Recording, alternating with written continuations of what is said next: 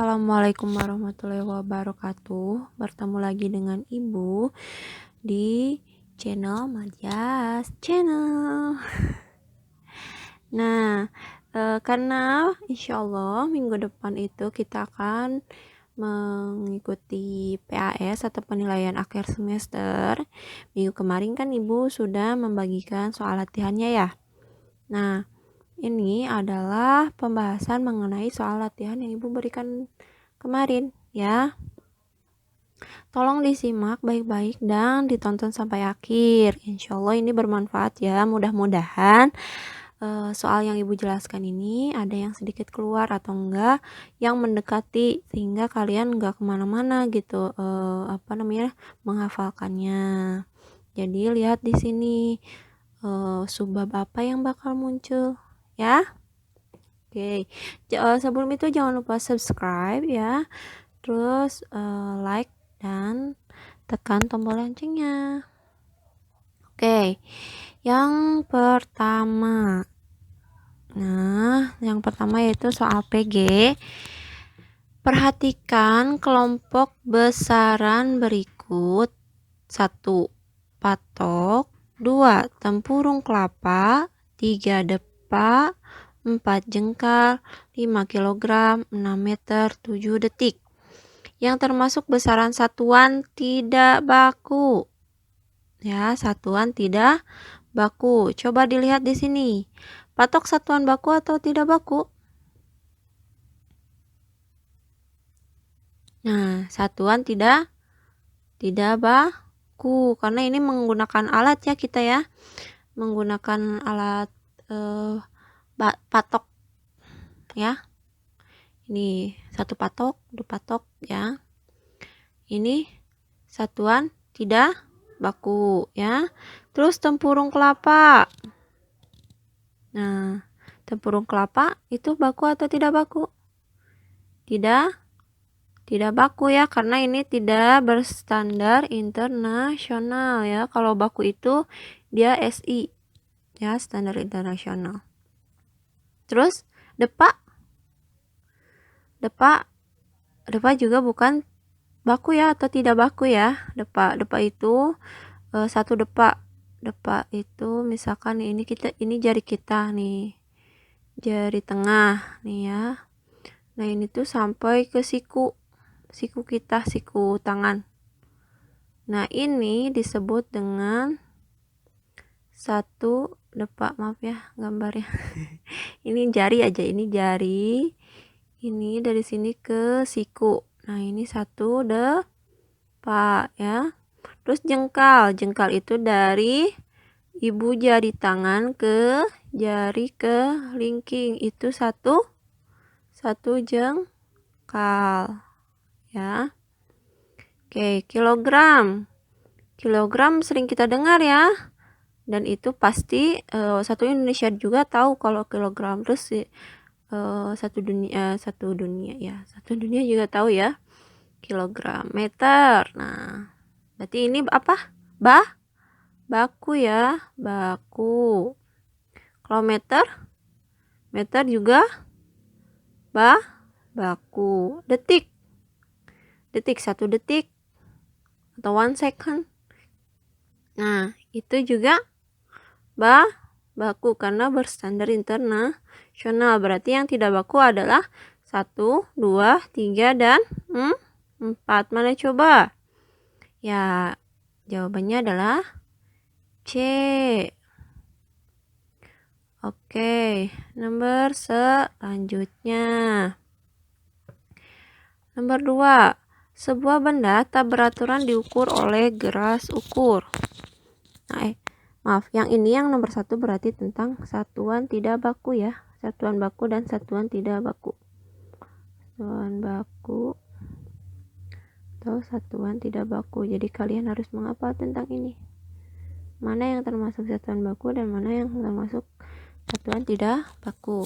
Untuk yang nomor 2, sebuah benda tak beraturan diukur oleh gelas ukur, seperti gambar di bawah.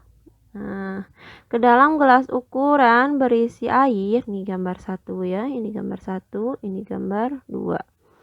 Dimasukkan benda permukaan dimasukkan benda, permukaan air naik. Seperti pada gambar 2.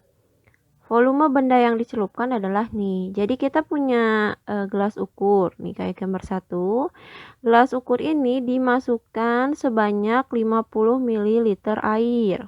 Nah, terus setelah itu dimasukkanlah benda ke dalam gelas ukur tersebut. Nih kayak nomor 2 ya. Dimasukkan si benda ini ke dalam gelas ukur.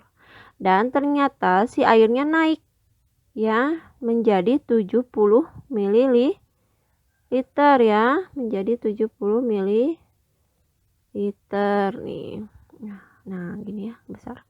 Dan jadi 70 ml. Nah, yang ditanyakan itu volume benda yang dicelupkan. Jadi si benda ini berapa nih volumenya? Nah, kita bisa hitung dengan cara mengurangkan volume setelah benda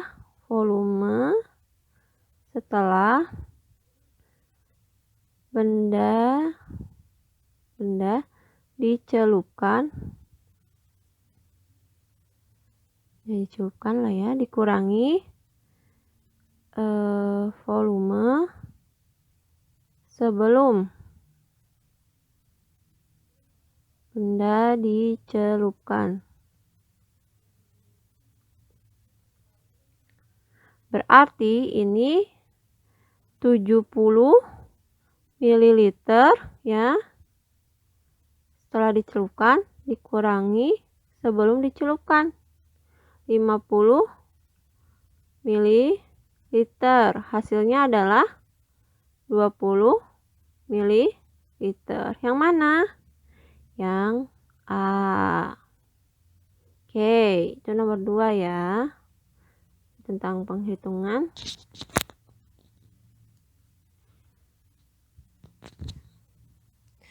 Nomor 3 hampir mirip dengan nomor 2. Bedanya itu dia menggunakan gelas ukur yang ada pancurannya ya. Nih, perhatikan gambar berikut ini. Gelas ukur sebelah kiri berbentuk pancuran sehingga ketika diberi air dan dimasukkan benda, air tersebut akan naik mengalir ke pancuran dan beralih ke gelas ukur yang kosong seperti gelas ukur sebelah kanan. Volume benda yang dicelupkan adalah nih.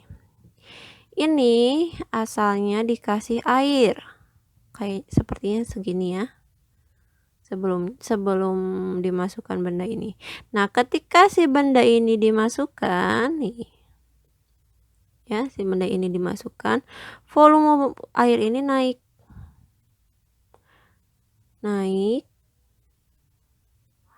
dan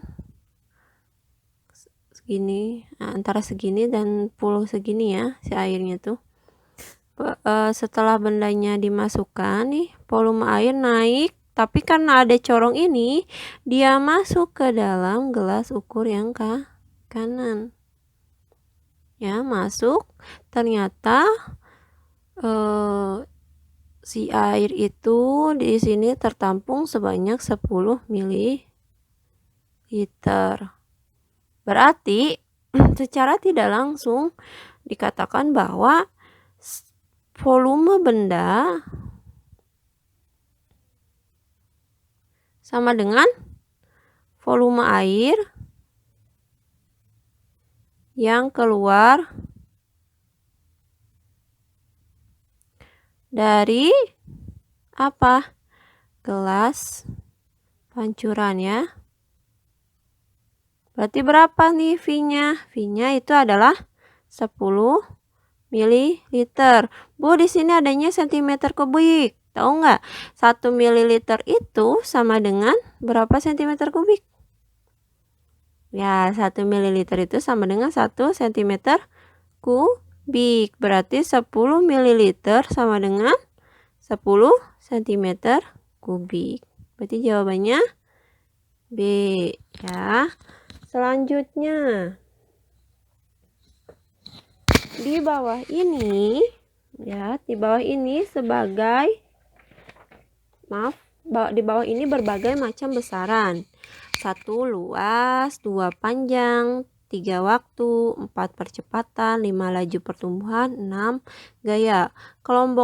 Kelompokkan berdasarkan besaran turunan. Besaran turunan itu adalah turunan dari besaran pokok. Coba besaran pokok ada apa saja? Ada panjang ya. Terus ada apa lagi? Waktu ya. Terus apalagi tuh udah ibu sebutkan. Apalagi jarak ya. Nah, itu adalah salah satu contoh dari besaran pokok. Nah, besaran turunannya apa?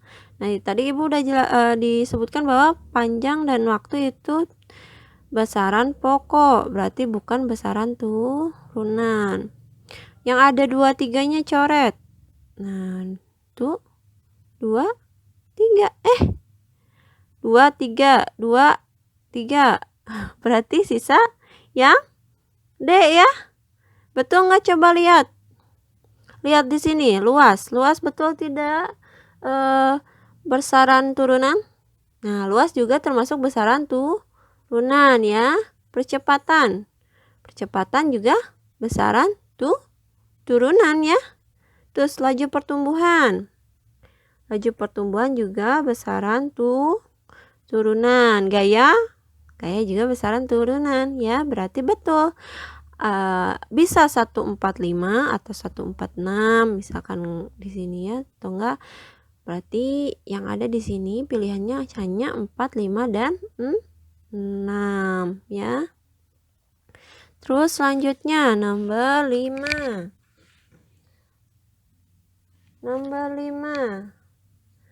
Kelompok besaran turunan di bawah ini yang diturunkan dari besaran panjang adalah panjang. Coba yang biasa yang ada perkalian panjangnya. Ya, betul. Itu adalah luas dan volume ya. Luas dan volume. Kalau percepatan sama kecepatan itu jarak ya. Oke. Segala sesuatu yang dapat diukur dan menghasilkan angka merupakan A. Pengukuran, B. Besaran, C. Satuan, D. Mengukur.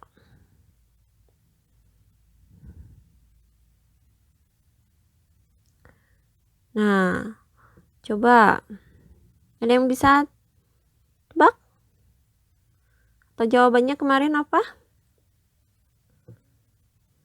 Ya, jawabannya itu adalah B. Kenapa B? Coba pengukuran. Pengukuran itu apa? Pengukuran adalah penentuan besaran ya. Penentuan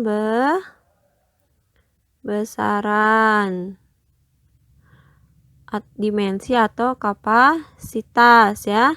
Kalau besaran itu segala sesuatu yang dapat diukur dan menghasilkan angka. Satuan adalah unit yang digunakan untuk memastikan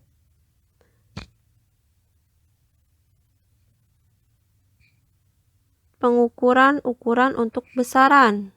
Ya, berarti misalkan nih besarannya itu panjang. Nah, satuannya adalah meter. Terus waktu besarannya satuannya second gitu ya. Terus mengukur adalah membandingkan besaran dengan besaran sejenis sebagai satuan. Nah, itu pengertiannya ya. Berarti jawabannya adalah B. Yang nomor 7. Berikut merupakan salah satu manfaat dari klasifikasi makhluk hidup, kecuali. Nah, kemarin belum ada kecualinya ya di situ. Jadi kalau misalkan ada yang jawab, jangan jawaban yang benar, ibu benarkan ya. Nah, ini berikut merupakan salah satu manfaat dari klasifikasi makhluk hidup, kecuali A. Klasifikasi mampu digunakan untuk melihat hubungan kekerabatan antar makhluk hidup satu dengan yang lainnya. Betul atau salah? Betul ya ini. Terus yang B. Mempermudah mengenali, membandingkan, dan mempelajari makhluk hidup. Betul atau salah? Betul ya, berarti tinggal 2. Apakah memilih makhluk hidup yang dapat dikonsumsi atau pengelompokan akan mempermudah manusia dalam mempelajari organisme yang memang beraneka ragam? Coba yang mana yang jawabannya? Nah, yang salah atau kecuali tadi itu adalah memilih makhluk hidup yang dapat dikonsumsi ya. Ini jawabannya betul ya yang D. Jadi jawabannya C. Oke, number 8 ya. Daniel pada umur 15 tahun memiliki tinggi badan 150 cm, sedangkan pada saat umur 25 tahun Daniel memiliki tinggi badan 180 cm. 150 cm, 180 cm berarti dia bertambah tinggi ya, sebanyak 30 cm ya. Di bawah ini yang menunjukkan ciri makhluk hidup seperti yang terjadi di atas adalah A. Bertambah jumlah tanaman jambu dengan cara stek batang. Muncul bunga dan buah pada tanaman mangga. C. Batang tanaman jagung bertambah panjang dari hari ke hari. D. Munculnya kantong spora pada tumbuhan lumut. Coba. Yang mana jawabannya? Yang tumbuh. Nah, jawabannya adalah betul. C ya, batang tanaman jagung bertambah panjang dari hari ke hari. Ibu kenapa A tidak? Karena kan di sini bertambah jumlah tanaman jambu dengan cara stek batang. Dia bertambah ya. Bukan membelah. Jadi memperbanyak jadi banyak gitu. Dengan bantuan manusia ya kalau stek. Terus muncul bunga dan buah pada tanaman mangga. Nah, si Daniel kan tidak muncul gitu kan ya. Tidak berbuah atau berkembang biak ya. Nah, terus munculnya kantong spora pada tumbuhan lumut. Nah, si Daniel juga tidak ada muncul sesuatu ya, cuman dia bertambah tinggi. Berarti yang tepat itu adalah batang tanaman jagung bertambah panjang dari hari ke hari. Jadi dia tumbuh ke atas si jagungnya gitu. Yang nomor 9. Berikut ini yang bukan merupakan ciri makhluk hidup adalah A. Bernapas, B. Berpindah tempat, C. Tumbuh, D. Berkembang biak. Coba yang mana? Kalau bernafas ada ya, makhluk hidup bernapas. Tuh, terus berpindah tempat? Ada yang berpindah tempat, kita berpindah tempat ya. Binatang berpindah tempat. Tumbuh ya, semuanya tumbuh, tanaman tumbuh. Terus binatang tumbuh, kita tumbuh juga ya. Terus berkembang biak. Nah, berkembang biak juga ya, tanaman juga berkembang biak. Hewan juga berkembang biak, kita juga berkembang biak ya, manusia juga.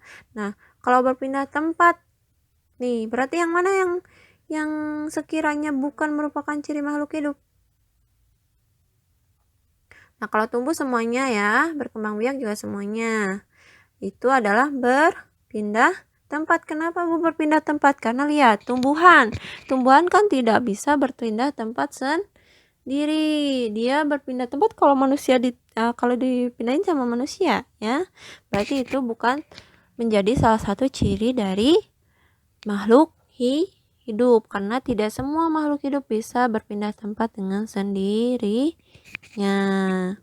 Terus yang nomor 10. Di kebun sekolah terdapat berbagai macam hewan yang dapat kita temukan, diantaranya jangkrik, burung, ulat, tikus, kupu-kupu, dan kadal. Berdasarkan komponen di atas yang termasuk ke dalam komponen avertebrata atau invertebrata adalah, coba kalau avertebrata atau invertebrata itu adalah apa? Makhluk hidup yang tidak memiliki tulang belakang ya. Tidak memiliki tulang belakang.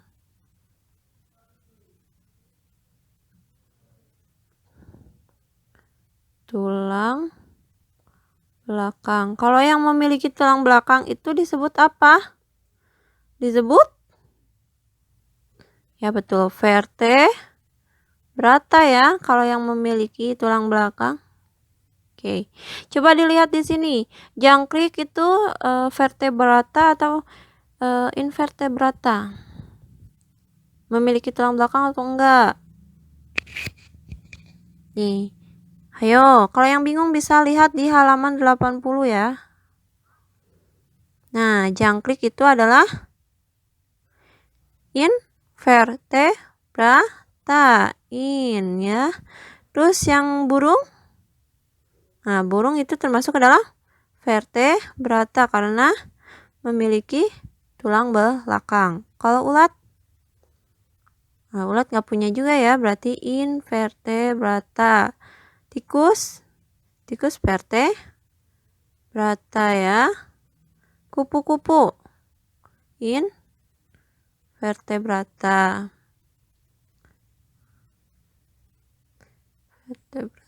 Kadal? Vertebrata karena memiliki tulang belakang. Berarti yang mana, Bu? Yang 1, 3, dan 5. Mana jawabannya 1, 3, dan 5? Ya, yang betul adalah C. Oke, nomor 11. Berikut ini yang termasuk dalam kelompok tumbuhan berbiji terbuka adalah, coba berbiji terbuka. Berbiji terbuka itu yang tidak apa? Tidak tertutup daun buah, dan ciri-ciri pohonnya itu besar ya. Perkembangbiakannya itu oleh strobilus ya. Coba mana yang terbuka? Ini ada di buku ya, kalian bisa lihat. Yang terbuka, kacang hijau terbuka atau kebalikannya itu apa? Tertutup ya. Kalau tertutup itu adalah bijinya terdapat di dalam bakal buah, dan terus alat produksinya berupa bunga ya. Kalau misalkan tertutup. Nah, di sini coba kacang hijau tertutup atau terbuka? Dia itu tertutup ya, tertutup karena semacam kacang-kacangan. Kalau kacang-kacangan itu termasuk ke dalam tertutup.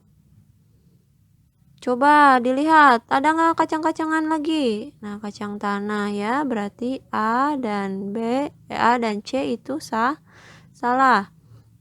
Pakai saji, jambu mete, dan jagung. Jambu mete itu termasuk tertutup atau terbuka? Nah, jambu mete termasuk ke dalam tertutup ya, tertutup. Terus jagung juga tertutup ya.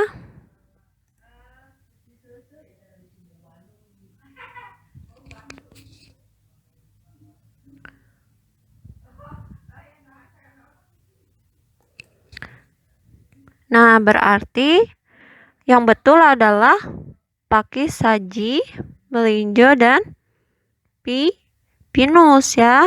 Itu termasuk ke dalam terbuka. Nah, selain itu ada satu lagi yang disebut dengan damar ya. Itu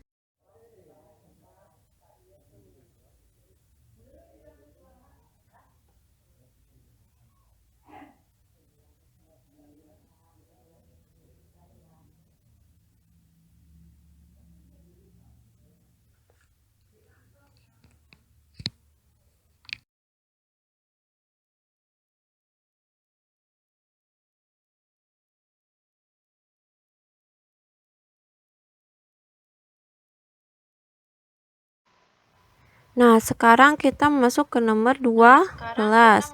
Perhatikan ciri-ciri makhluk hidup berikut ini. 1. Heterotrof. 2. Biasanya hidup di tempat yang lembab. 3. Tubuhnya tersusun atas benang-benang halus atau hifa. 4. Pada umumnya berkembang biak dengan spora. Nah, kalau kalian lihat di sini spora dan lembab. Ini termasuk petunjuk ya, spora dan lembab. Yang berkembang biak dengan spora itu adalah, coba ingat-ingat. Nah, itu adalah fungi ya. Dari situ kita bisa jawab itu fungi. Kenapa bukan monera? Monera itu ciri-cirinya ya. Yang pertama, struktur hidup sederhana ya. Struktur hidupnya sederhana. Hidup sederhana. Terus yang kedua itu monera terdiri dari satu sel hidup ya. Terus yang ketiga itu inti sel belum memiliki membran inti atau prokariotik ya. Terus kalau plantae, ini monera ya. Kalau plantae itu yang pertama multiseluler.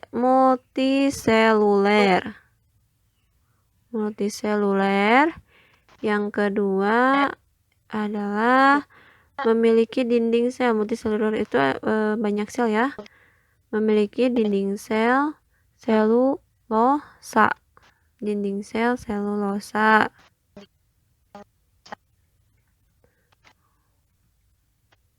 Dari sel selulosa ya. Terus memiliki klorofil A dan B. Klorofil A dan B.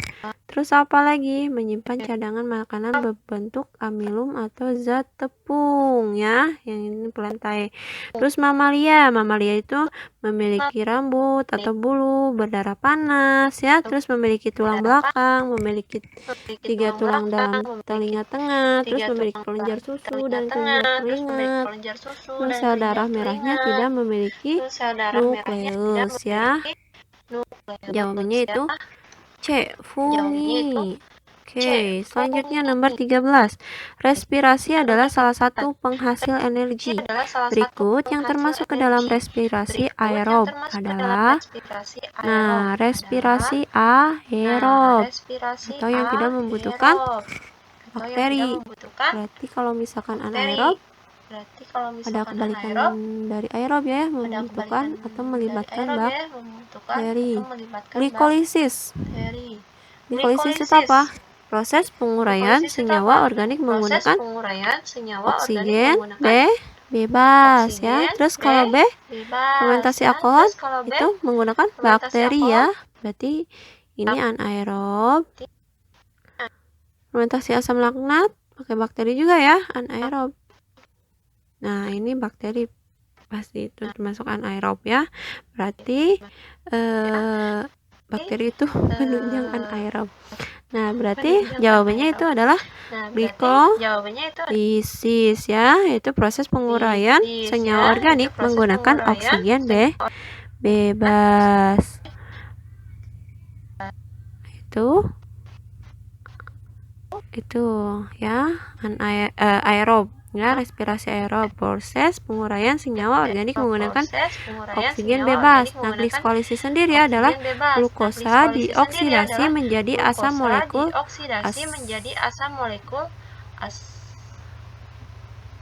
molekul pirufat ya. Jadi ini teh glukosa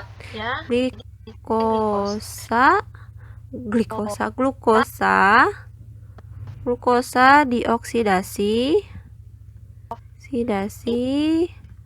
menjadi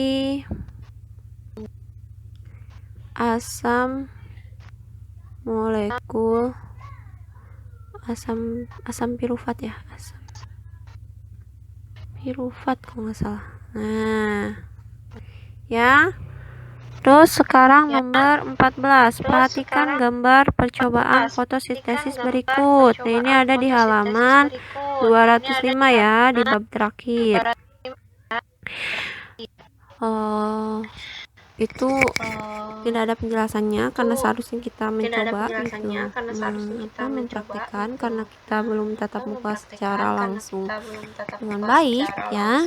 Jadi Ibu jelaskan di sini ya. Di sini ada percobaan in-gain house ya, namanya in-gain house kayak persaingan di nomor 15 ya. In-gain house. Nah, in-gain house. Nah, di sini coba lihat. Kita itu di halaman 205 kan ada ya alat-alatnya, ada gas, corong kaca, air, tanaman hidrilla. Jadi di sini si gelas nih dimasukin tanaman nih, tanaman ya, tanaman hidrilla. Nah, tanaman hidrilla itu terus dikasih air. Kasih air terus pakai corong. Nah, di sini nanti ada gas ya. Nah, terus nih pertanyaannya, jika pada percobaan tersebut pada air ditambahkan natrium hidrokarbonat atau NaHCO3, maka perubahan yang terlihat pada percobaan fotosintesis ini adalah A. Peningkatan volume air pada gelas, B. Peningkatan jumlah hidrogen dalam air, C. Peningkatan jumlah oksigen yang dihasilkan pada tabung, D. Peningkatan jumlah karbon dioksida yang dihasilkan pada tabung. Coba fungsi dari penambahan natrium bikarbonat itu apa? Nah, fungsinya itu adalah untuk meningkatkan kadar karbon dioksida sehingga dapat meningkatkan laju fotosintesis. Penambahan natrium hidrokarbonat juga berakibat pada jumlah oksigen yang diperoleh pada hasil fotosintesis menjadi lebih banyak. Berarti apa tadi? Penambahan natrium hidrokarbonat atau NaHCO3 itu untuk meningkatkan kadar karbon dioksida. Berarti jawabannya adalah peningkatan jumlah kadar karbon dioksida yang dihasilkan pada tabung ya. Jadi karbon dioksidanya akan meningkat ya. Nah, percobaan ini sendiri itu adalah untuk apa? Mengetahui bahwa di dalam fotosintesis menghasilkan oksigen atau O2 ya, seperti tadi penambahan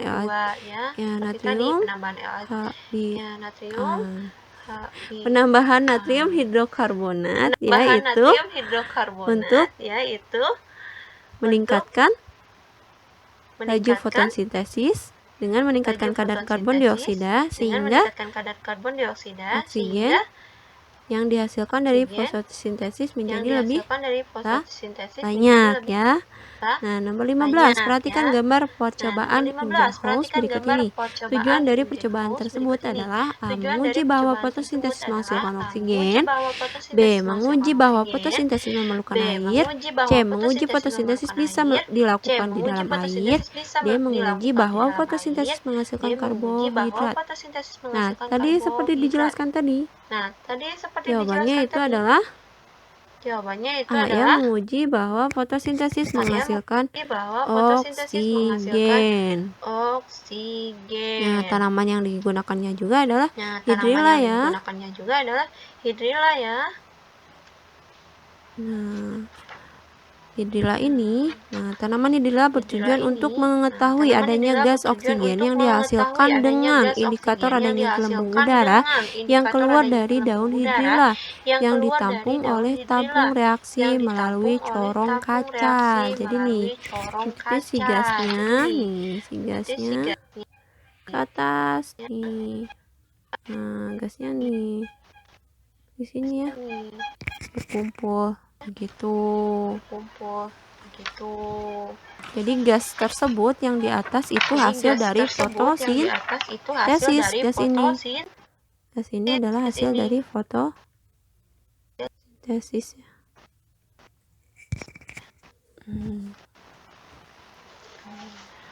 Nah, yang nomor 16 sekarang. Zat murni yang tidak dapat diuraikan lagi menjadi zat-zat yang lebih sederhana. Lagi dengan reaksi kimia dinamakan. Coba lihat senyawa, atom, neutron atau unsur. Nah, senyawa sendiri coba dilihat di halaman 102.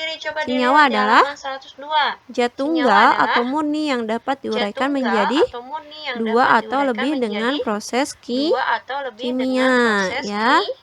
Terus kalau atom adalah partikel yang terdiri dari neutron dan proton. Kalau neutron sendiri itu adalah bagian dari atom, ya. Nah, terus zat murni yang tidak dapat diuraikan lagi menjadi zat-zat yang lebih sederhana, itu berarti jawabannya adalah unsur, ya. D.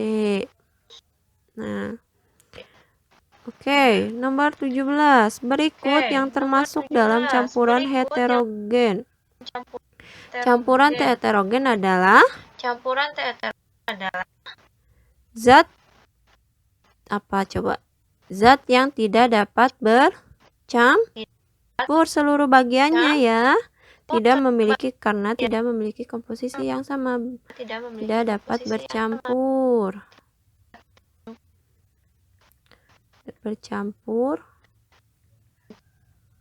Karena seluruhnya karena memiliki apa? Karena tidak memiliki komposisi yang sama. Oke. Udara, adukan semen dan sirup. Coba udara, adukan semen dan sirup. Udara itu bukan, ya. Adukan semen itu termasuk heterogen. Kalau sirup itu dia sirup dengan air bercampur. Bercampur. Nah, itu termasuk ke dalam homogen. Homogen itu kebalikan dari heterogen, ya. Dia dapat menyampur. Berarti ini homogen. Terus ini berarti salah, ya. Es campur, aliase dan air teh. Nah, di sini es campur, air teh. Air teh kan bercampur, ya. Teh dengan air. Itu berarti homogen. Ini juga salah. Aliase, sirup dan larutan gula. Larutan gula itu air dan gula menyampur, ya. Ini juga salah karena ini termasuk homogen salah satunya. Nah, berarti jawabannya adalah D. Coba kalian lihat minyak dan air menyatu tidak? Tidak, ya. Minyak tidak bisa bersatu dengan air karena tidak memiliki komposisi yang sama. Kolak juga. Kolak itu kan ada air santan, ya. Tidak bisa bercampur secara sempurna, ya.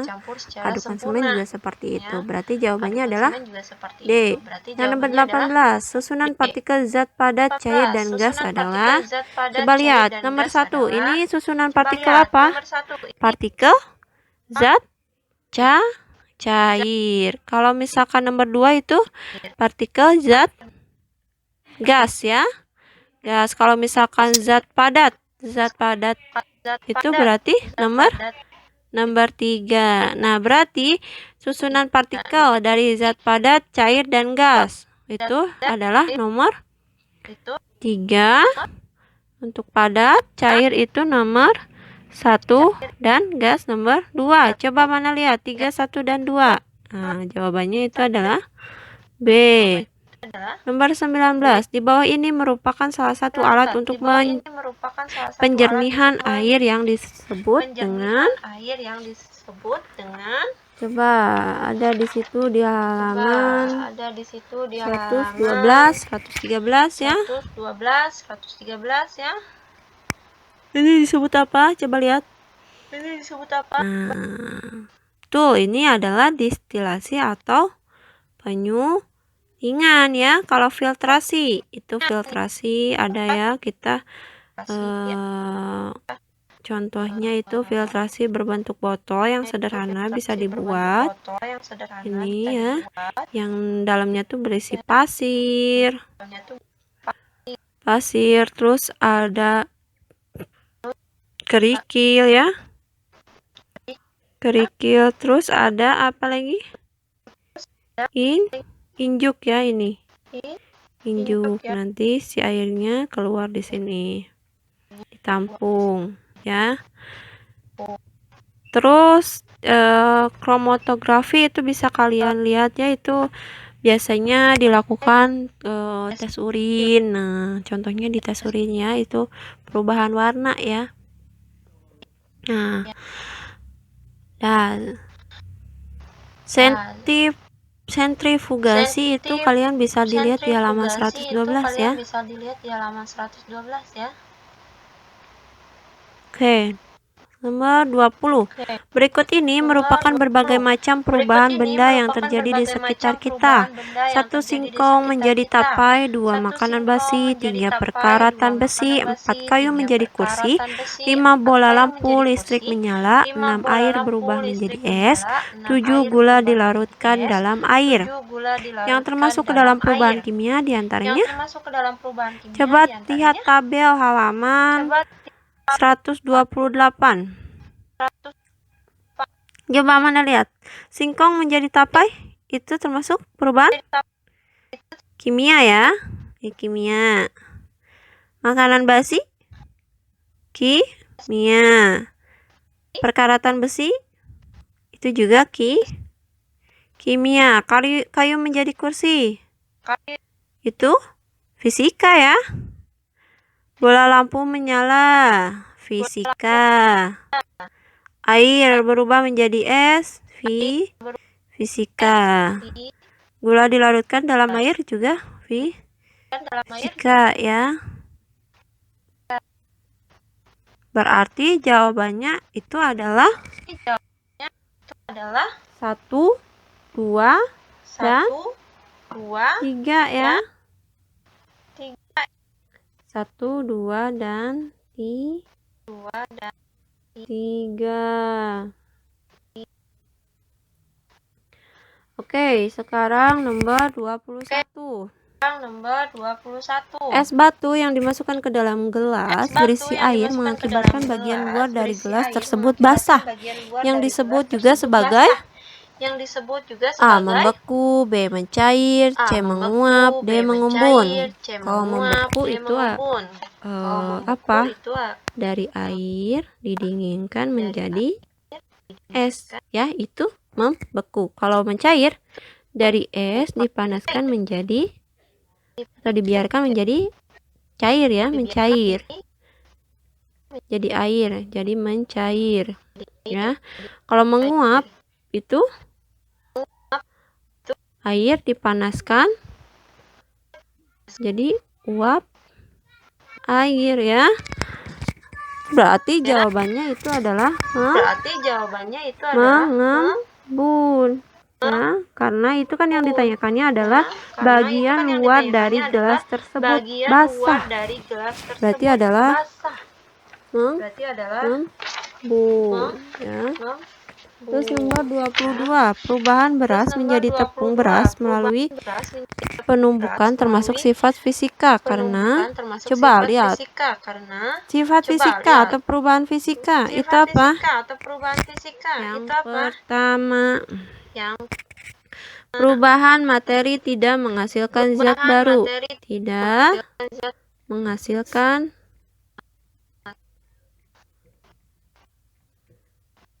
zat baru. Yang kedua, komposisi tidak akan berubah. Tidak akan berubah ya. Nah, kalau kimia terbentuknya zat baru ya, kebalikannya. Terus terbentuknya gas, terbentuknya endapan. Nah, itu kimia. Berarti di sini lihat nih, tidak dapat kembali ke bentuk semula. Nah, itu merupakan sifat dari kimia ya. Terus sifat beras dan tepung beras sama. Sifat beras dan tepung beras sama.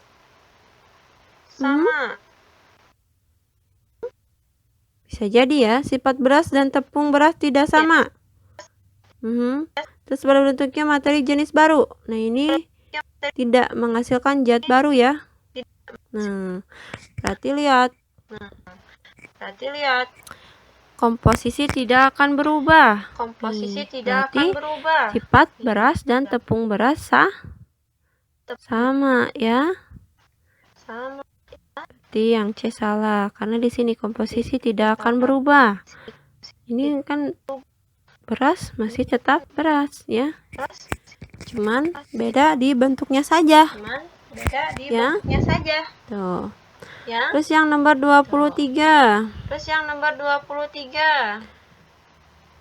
Termometer air raksa memiliki beberapa kelebihan kecuali A. Raksa bersifat cepat reaksi ketika terkena panas. B. Raksa memiliki pemuaian yang sangat teratur. C. Raksa memiliki warna yang mengkilat sehingga terlihat jelas. D. Raksa mudah menguap. Nah, kecuali itu adalah D ya, raksa mudah menguap. Nomor 4, termometer klinis skalanya mempunyai batas bawah dan batas atas. Ibu pernah jelaskan ini ya di video yang lalu. Jawabannya itu adalah batas bawahnya 35 derajat Celcius. Berarti yang bukan 35 salah ya. Terus batas atasnya 42 atau 45.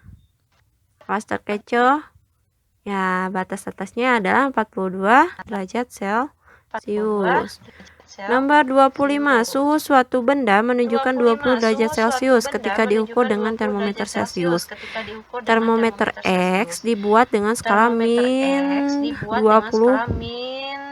X sampai 140 X. Jika suhu benda diukur dengan termometer X, suhunya adalah titik-titik. Nah, ini ya sedikit panjang. Kita misalkan titik beku X atau ini ya. Ini disebut dengan titik beku X atau TBX.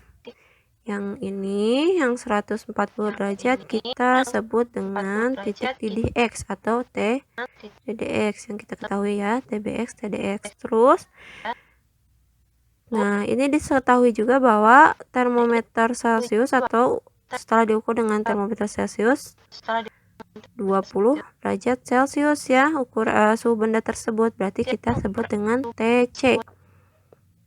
Nah, karena kita udah tahu skala rendah dan skala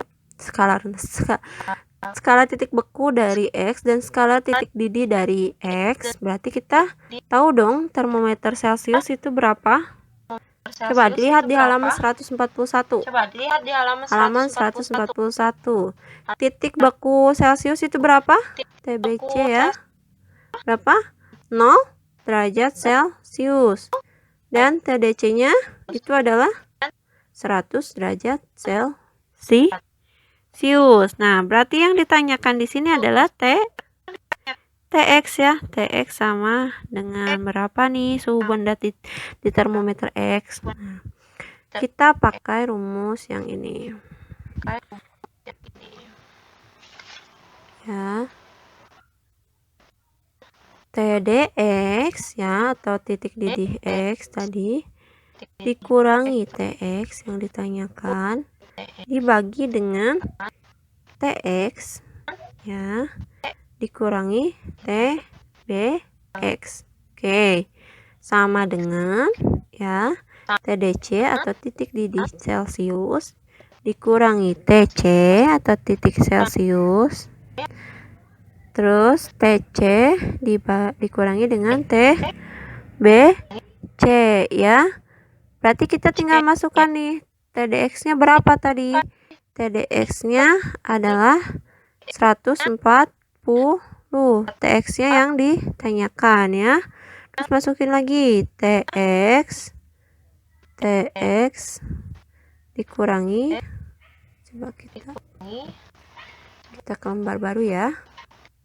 Kita ke lembar baru nih biar gampang.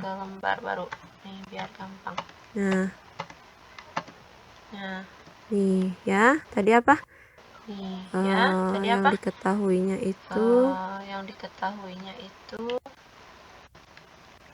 TBX itu sama dengan minus 20 derajat Celcius. Terus TDX itu adalah 140 derajat Celcius. Dan TC itu adalah 20 derajat Celcius. TBC itu titik beku Celcius ya, 0 derajat Celcius. Dan TDC atau titik didih Celcius adalah 100 derajat Celcius. Ini yang diketahui ya. Terus yang ditanyakannya itu adalah TX atau suhu benda di termometer X. Ya, penyelesaiannya maka masukin, ini ada rumusnya, TDX dikurangi TX per TX dikurangi TBX ya, sama dengan titik didih Celcius dikurangi titik Celcius dibagi titik Celcius dikurangi TBC atau titik beku Celcius. Nah, kita masukkan tadi TDX-nya berapa? 140 derajat Celcius dikurangi TX ya yang ditanyakan per TX dikurangi TBX. TBX-nya tadi berapa? Minus 20 derajat Celcius ya. Terus minus 20 derajat. Maaf, nggak pakai Celcius ya. Minus 20 derajat. Nah, TDC-nya itu berapa tadi? 100 ya. Titik didih Celcius dikurangi titik Celciusnya 20 derajat per 20 TBC-nya 0. Tinggal kita masukkan 140 dikurangi TX per TX min kali min. Jadi plus ya, plus 20 sama dengan 100 dikurangi 20 80 dibagi 20 ya, karena 20 dikurangi 0 sama dengan 20.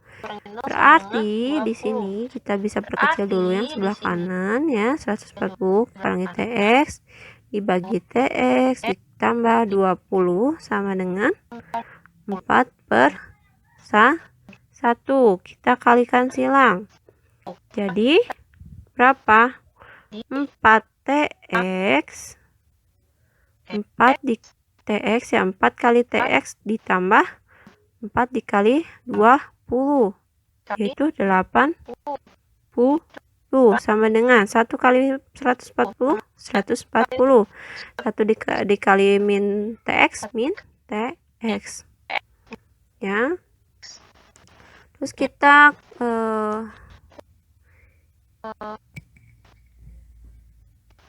hilangkan yang TX-nya di sini ya. Berarti 4TX. Untuk menghilangkan TX di sini harus ditambah TX ya. 80 tambah TX sama dengan 140 dikurangi TX ditambah TX ya. Berarti 5TX ditambah 80 sama dengan 140. Nah, ini yang angka disatukan dengan yang angka. Dibalik ya, ke sini kan bisa. Berarti 5TX. Oh, gini biar nggak pusing kalian. Memang harusnya seperti ini. Yang tadi kayak TX.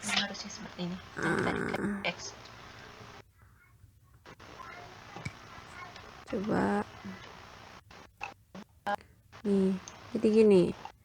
Untuk menghilangkan atom si 80 ini harusnya seperti ini. 5TX ditambah 80 dikurangi 80. Kalau misalkan sisi kiri dikurangi, sisi kanan juga harus dikurangi ya. Jadi 140 dikurangi 80. Jadinya ini habis, ini tinggal dikurangi ya. 5TX sama dengan berapa? 60. Berarti TX sama dengan TX sama dengan 60 dibagi 5 sama dengan 12. Berarti jawabannya adalah 12 X ya. Lumayan panjang juga ya. Oke. Nomor 26.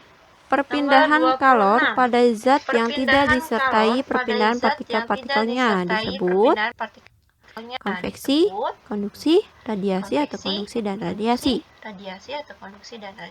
Konveksi itu sendiri apa? Konveksi adalah perpindahan kalor melalui suatu zat yang disertai perpindahan partikel zat tersebut. Nah, ini kalau di sini kan yang tidak. Kalau ini yang disertai ya kalau konveksi. Nah, konduksi.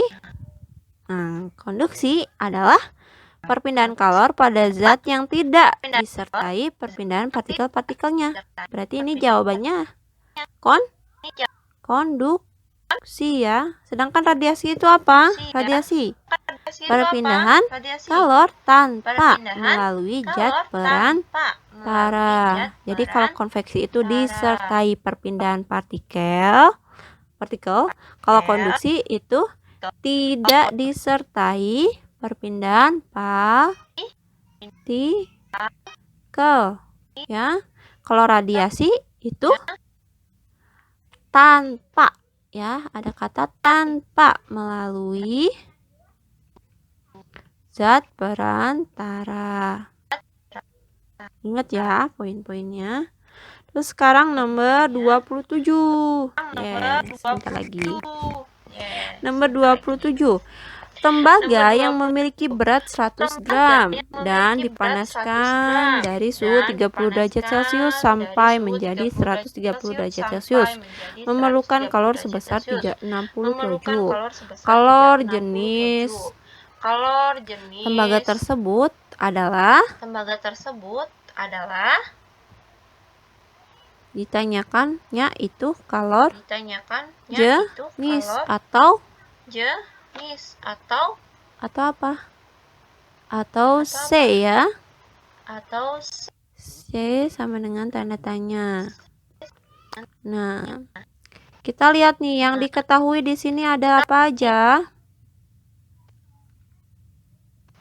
Ada Ki ya, Ki atau kalor sebanyak 60 kilojoule. Terus ada apa lagi? Ada M ya.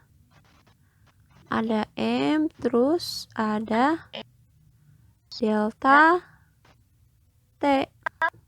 Ini delta T-nya itu adalah perubahan suhunya dari suhu 30 derajat Celcius sampai menjadi 130 derajat Celcius ya. Nah, berarti delta T-nya itu adalah 130 dikurangi 30 sama dengan 100 ya. M-nya itu ini 100 gram ya. 100 gram ini kita rubah dulu menjadi kilogram ya, karena ini bentuknya kilogram ya, semuanya ini kilogram. 100 gram sama dengan 0,1 kilogram. Berarti M-nya itu adalah 0,1. Masukkan ke dalam rumus Q sama dengan M dikali C dikali delta T ya. Coba. Atau bisa juga kita rubah menjadi, kalau ditanyakan C adalah Q dibagi apa? Q dibagi M dikali delta T. Masukkan Q-nya berapa? Tadi 60.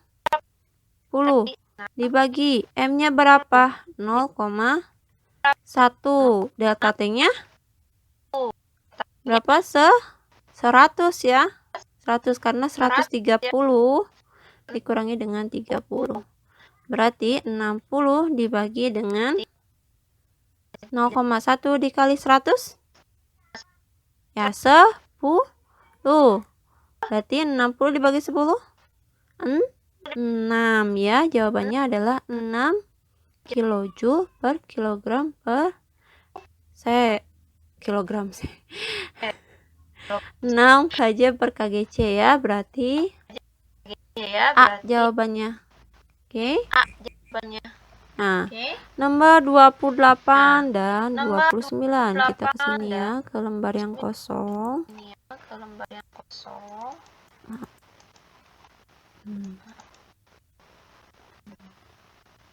Ini kita ke bawahin dulu aja. Oke. Ini juga.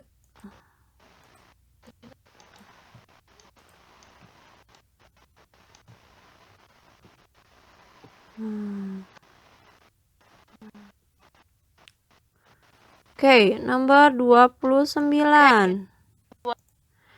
Buatlah klasifikasi hewan dengan menggunakan kunci determinasi. Kunci determinasi. Ini ada ya di bab klasifikasi hewan.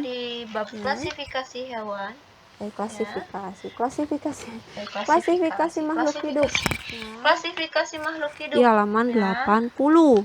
Oke, coba kunci determinasi apa saja tahapannya? Yang pertama, boleh ya dicatat ya, kunci determinasi. Ini kita udah masuk uraian ya.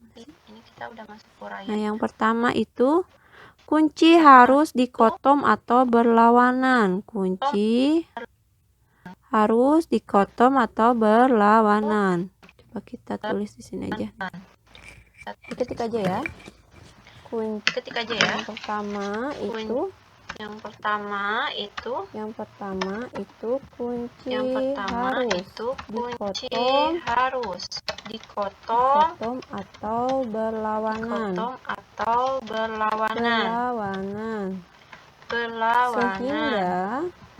Sehingga satu bagian dapat diterima sedangkan yang lain ditolak ya. Oke, yang kedua. Ciri yang dimasukkan mudah diamati ya, harus mudah diamati. Harus mudah diamati. Yang ketiga, deskripsi karakter dengan istilah sehingga dapat dimengerti ya. Terus ada menggunakan kalimat yang singkat, jangan yang panjang-panjang ya. Yang singkat. Sesingkat-singkatnya. Setiap kuplet diberi nomor. Setiap kuplet diberi nomor. Oke. Nomor 6 kata pertama. Kata pertama dari setiap. Pernyataan. Dalam kuplet. Harus identik.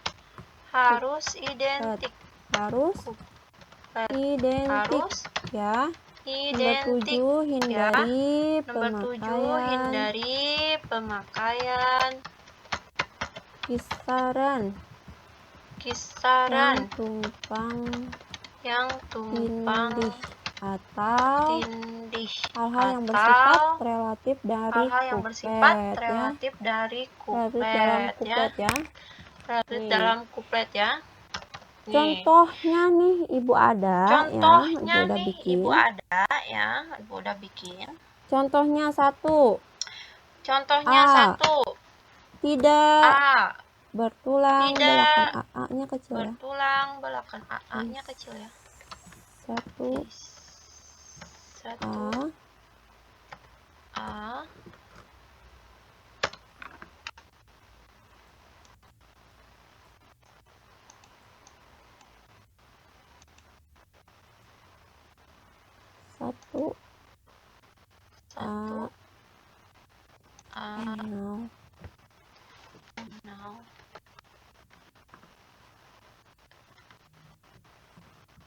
Satu A ya. 1 A. Nah, gini. Misal 1A. Tidak bertulang belakang. Belakang. Atau tadi apa? Tak ya. Titik-titik. 2. Maksudnya ini ketika misalkan kupu-kupu itu tidak bertulang belakang ya. Itu kita arahkan ke nomor 2. Terus B itu lawannya dari tidak bertulang belakang. Lawannya dari tidak bertulang belakang. Berarti bertulang belakang. Kita arahkan ke nomor 3. Oke. 3. Selanjutnya itu nomor 2. A. Nah, bagian dari tidak bertulang belakang. Ciri-ciri hewan yang bertulang belakang lainnya apa? Tubuhnya lunak dan bercangkang ya. Bagian dari hewan yang tidak bertulang belakang. Atau kita sebut dengan molluska. Terus yang B-nya. Ini tubuh dan kakinya beruas-ruas. Nah, ini disebut dengan arthropoda. Terus nomor 3. Nah, jadi nanti ketika ada yang milih, ada yang milih ada jawabannya tidak bertulang belakang, kita alihkan ke nomor 2 ya. Terus yang nomor 3 itu untuk yang bertulang belakang. Yang bertulang belakang itu bagiannya hewannya ada yang atau kita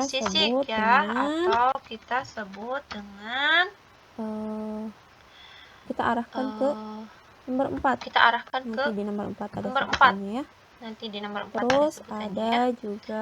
Terus ada juga nih B. Ini itu lawan yang bersisik, yaitu tidak bersisik. Kita arahkan ke nomor 5. Nomor 4. Karena banyak ya yang bersisik, itu apa saja? Hidup. Yang A itu di air. Hidup Di air. Ya. Atau disebut dengan fishes. Ya. Fishes ya. Yang B. Itu hidup di darat. Hidup di darat ya. Atau kita sebut dengan reptil. Ya. Terus yang nomor 5-nya nih. Nomor 5-nya ada berbulu. Ini termasuk tidak bersisik ya, berbulu. Itu kita sebut dengan aves.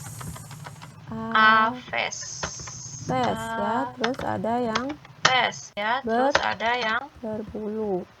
Tidak berbulu. Balikannya ya. Tidak berbulu. tidak Itu berbulu. kita sebut dengan Itu kita sebut mamalia. dengan Ini mamalia. nih Nah, kunci determinasinya. Nah, sedangkan kunci nih misalkan determinasinya. ibu Nah, sedangkan ada nih misalkan kambing, ibu Bu. ada Aku mau kambing. kambing, Bu. Kambing. Kita lihat kunci determinasinya. Kambing itu bertulang belakang atau tidak bertulang belakang? Kambing termasuk ke dalam bertulang belakang, berarti 1B. Tulis di sini 1B. Nah, kunci determinasinya ya, dapat nih 1B. Pakai strip. Terus diarahin ke nomor 3 kan ya, diarahin ke nomor 3. Bersisik atau tidak bersisik kambing? Nah, kambing tidak bersisik ya. Berarti 3B. Tulis di sini 3B ya, 3B. Strip.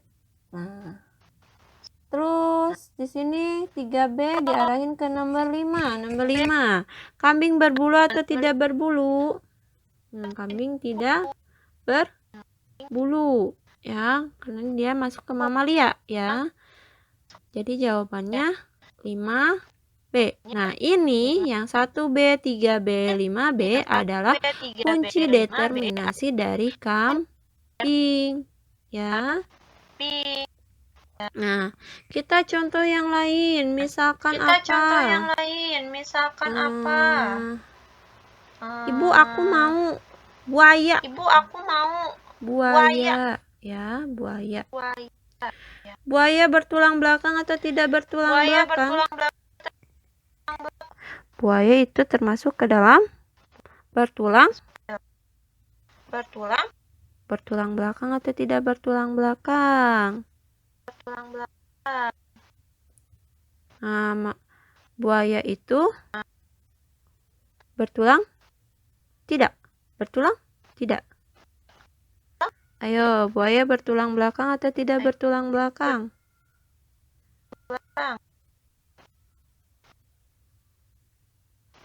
Nah, buaya itu termasuk ke dalam bertulang belakang, berarti 1B ya. Terus diarahin ke nomor 3, bersisik atau tidak bersisik? Buaya bersisik ya, berarti 3A. Yang nomor 4 ya, bersisik. Hidup di air atau hidup di darat? Nah, buaya termasuk ke dalam reptil, berarti 4B. Ini kunci determinasi dari buaya. Nah, gitu. Seperti itu, kalian harus menghafalkan ya. Kayak misalkan moluska. Moluska itu terdiri dari apa aja? Nih, tidak bertulang belakang kan banyak ya, Kak. Ada jangkrik, terus ikan ya. Terus laba-laba banyak. Terus yang bertulang belakangnya dihafalin ini apa saja. Ini juga yang bersisik, tidak bersisik. Moluska apa saja? Ada seafood, cumi-cumi, gurita, kerang, tiram, remis ya. Terus arthropoda, ada apa saja? Ada serangga ya, kayak belalang, lebah. Terus udang, kepiting, terus laba-laba, kelabang, kaki seribu, itu termasuk ke dalam arthropoda. Terus kalau piscis itu ikannya, ikan-ikanan. Terus reptil itu kan ada ular, kura-kura, buaya, kadal. Terus aves itu burung ya, burung, pinguin, angsa, elang, bebek, burung apa saja ya. Terus mamalia kan kita kambing, kuda, sapi, kerbau, kelinci, gajah, kucing, dan singa ya. Jadi ini harus hafal ini ya. Dengan salah satu aja nanti kalian bisa menemukan kunci determinasinya. Oke. Sekarang nomor 29. Andi mengalami sakit panas, suhu tubuhnya mencapai 40 derajat Celcius. Alat ukur apakah yang digunakan untuk mengukur suhu badan Andi? Di sini ada 40 derajat Celcius. Berarti kalau Celcius itu menggunakan termometer ya, dia menggunakan termometer Celcius. Oke. Terus yang B, jika diukur dengan termometer Reaumur, berapakah suhu badan Andi? Nah, tadi diketahui bahwa Nah, tadi diketahui Suhunya bahwa itu adalah 40 derajat Celcius. Nah, untuk 40 mengubah ke dalam reaumur itu kita lihat di sini ada nih di halaman 142 perubahan-perubahan ya, itu harus dihafal rumusnya ya. Nah, untuk reaumur sendiri itu adalah TR sama dengan atau termometer reaumur ya 4/5 dikali TC. TC itu adalah 40 derajat Celcius. Atau kita masukin TR sama dengan 4/5 dikali 40 derajat Celcius sama dengan 32 derajat apa? Reaumur ya, atau 32 reaumur. ya. Oke. Oke. 32 derajat R. Nah, 32 gitu. derajat R. Sudah sekian Itu penjelasan dari Ibu. sudah Panjang sekian sekali ya. penjelasan Wah, dari Ibu. 30 Banyak sekali ya. soal. Wah, Insya Allah ini sudah sesuai 30 soal. Insya kisi-kisi Allah ya. ini Tapi sudah apabila sesuai kalian kisi-kisi ya. Tapi ingin apabila kalian menghafal yang lainnya boleh. ingin menghafal Karena ini yang kan lainnya hanya boleh. prediksi Karena saja. ini Dan kan untuk hanya latihan kalian prediksi saja. saja. Ya Dan untuk latihan mudah-mudahan kalian ada saja. mungkin Ya 1-2 yang sama. mudah-mudahan ada mungkin Nah, 1-2 Ibu yang tidak bisa sama. menjanjikan kalau ini Ibu bisa tidak bisa bersama menjanjikan semua kalau ini karena bisa ini bersama latihan semua saja karena ya. ini Ya kalian latihan berdoa saja saja. ya kalian Tapi berdoa ini saja. sudah sesuai dengan Tapi kisi-kisi. ini sudah Terima kasih sesuai yang dengan kisi-kisi. yang sudah Terima kasih yang em, sudah menonton sampai akhir ya. Jangan lupa menonton sampai akhir. subscribe, like dan komen. Like, komen, dan tombol loncengnya dinyalakan ya, si lonceng. Si Nah, lonceng. gitu ya. Terima kasih.